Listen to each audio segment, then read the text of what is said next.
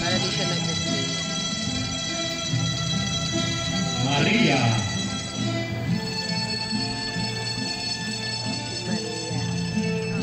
Maria.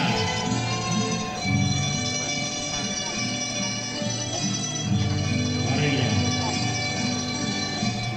Panginoong Maria, nagpupulo ka ng grasya.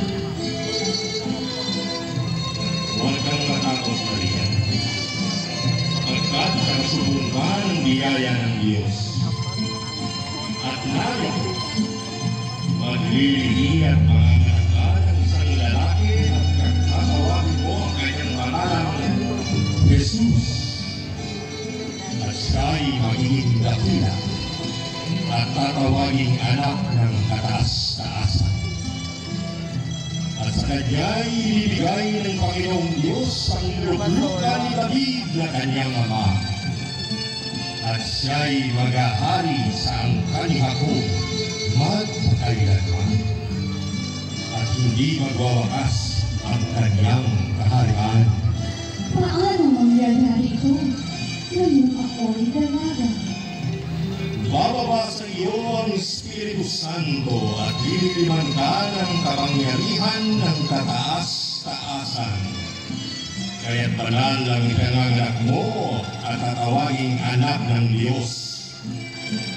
Natatandaan mo ba ang iyong kamag-anak na si Isabel? Alam ng lahat na siya ay baog, ngunit naglihis siya sa kabila ng kanyang katandaan. At ngayon ay ika-6 na buwan na ng kanyang pagdadalang tao, sapagkat walang hindi mapapangyari ang Diyos. Ako'y alipin ng Panginoon. Mangyari sa akin ang iyong sinabi.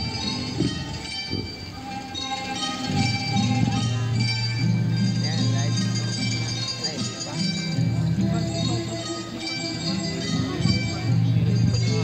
Napupunta siya kay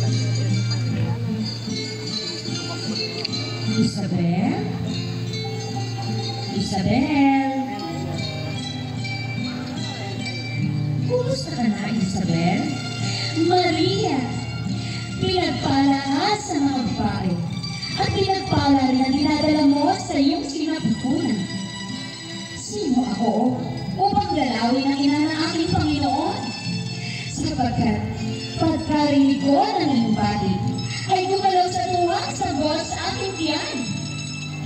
Mapalad ka sapagkat nananalig kang matutupad ang ipinasasabi sa iyo